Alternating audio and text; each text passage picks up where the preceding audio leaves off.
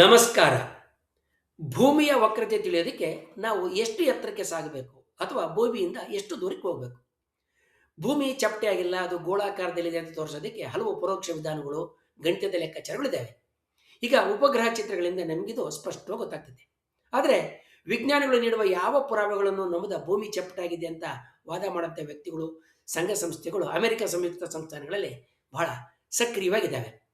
ನಾವು ವಿಮಾನಗಳಲ್ಲಿ ಪ್ರಯಾಣ ಮಾಡಬೇಕಾದ್ರೆ ಕೆಳಗಿರುವ ಭೂಮಿಯನ್ನು ನೋಡಿದ್ದೇವೆ. ಅದು ಚೆಂಡಿನಂತೆ ಕಾಣೋದಿಲ್ಲ, ಅದು ಸಮುದ್ರದಂತೆ ಕಾಣ್ತದೆ. ಆದ್ದರಿಂದ ಭೂಮಿ ಚಪ್ಪಟೆ ಅಂತ ಅವರು ವಾದ ಮಾಡ್ತಾರೆ. ಇಂತಹ ವಾದಗಳನ್ನು ನಾವು ಸಾಮಾಜಿಕ ಮಾಧ್ಯಮಗಳಲ್ಲಿ ಕಾಣಬಹುದು. ಈ ಹಿನ್ನೆಲೆಯಲ್ಲಿ ಭೂಮಿಯಿಂದ ಎಷ್ಟು ಎತ್ತರಕ್ಕೆ ದೂರಕ್ಕೆ ಹೋದಾಗ ನಮಗದು ಗೋಳದಂತೆ ಚೆಂಡಿನಂತೆ ಕಾಣ್ತೈತೆ ಅಥವಾ ಭೂಮಿಯ ವಕ್ರತೆ ಕಾಣ್ತೈತೆ ಅನ್ನುವ ಪ್ರಶ್ನೆ ನಮ್ಮ ಮುಂದೆ ನಿಲ್ತೈತೆ. ನಾಗರಿಕ ವಿಮಾನಗಳು ಸಾಮಾನ್ಯವಾಗಿ ಭೂಮಿಯಿಂದ 10ರಿಂದ 12 ಕಿಲೋಮೀಟರ್ ಎತ್ತರದಲ್ಲಿ ಆಗ್ತವೆ. ಈ ಎತ್ತರದಿಂದ ಭೂಮಿಯ ವಕ್ರತೆ ಸ್ಪಷ್ಟವಾಗಿ ಕಾಣೋದಿಲ್ಲ. ಅಲ್ಲಿ ಭೂಮಿ ಕಾಣಬಹುದಾದಂಥ ಅಲ್ಪ ವಕ್ರತೆಯು ಕೂಡ ಆಕಾಶದಲ್ಲಿ ಬೆಳಕು ಚೆದರಿ ಉಂಟಾಗ್ತಕ್ಕಂಥ ವಕ್ರೀಭವನದಿಂದ ಕಾಣದಂಗಾಗುತ್ತೆ.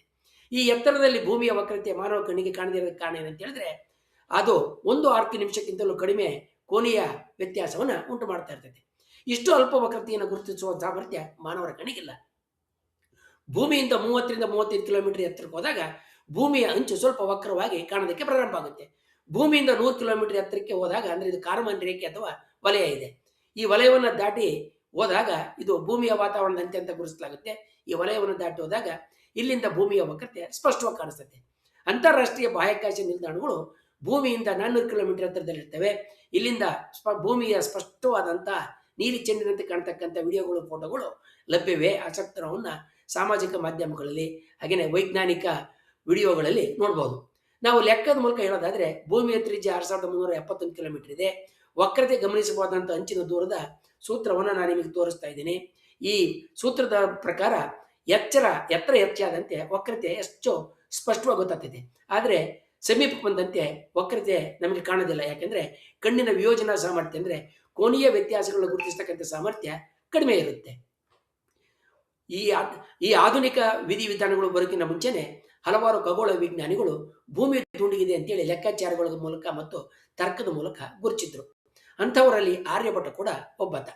ಆರ್ಯಭಟನಂತೆ ಕೆಲವು ಗ್ರೀಕ್ ತತ್ವಶಾಸ್ತ್ರಜ್ಞರು, ತತ್ವ ಚಿಂತಕರು ಕೂಡ ಭೂಮಿಯನ್ನ ದುಂಡನೆಯ ಗೋಳ, ಚೆಂಡಿನಂತೆ ಅಂತ ಭಾವಿಸಿದ್ರು. ತರ್ಕ, ಗಣಿತ ಹೇಗೆ ನಮಗೆ ಕಾಣದೇ ಇರತಕ್ಕಂಥ ಒಂದು ಸತ್ಯ ಸಂಗತಿಯನ್ನ ಪರೋಕ್ಷವಾಗಿ ಮನದಟ್ಟು ಮಾಡಿಸೋದಕ್ಕೆ ಇದು ಅತ್ಯುತ್ತಮವಾದಂಥ ವಿಧಾನ. ಅನುಭವದಲ್ಲಿ ಕಾಣೋದಕ್ಕಿಂತಲೂ ಬೇರೆ ಇರುವ ಸತ್ಯಗಳನ್ನ, ವಾಸ್ತವಿಕ ಸ್ಥಿತಿಗಳನ್ನ ವಿಜ್ಞಾನ, ಗಣಿತದ ಮೂಲಕ ಹಾಗೆ ತರ್ಕದ ಮೂಲಕ ಹೇಗೆ ತೋರಿಸುತ್ತೆ ಅನ್ನೋದನ್ನ ನಾವು ಮುಂದಿನ ಇನ್ನೊಂದು ವಿಡಿಯೋದಲ್ಲಿ ನೋಡೋಣ. ವಂದನೆಗಳೊಂದಿಗೆ.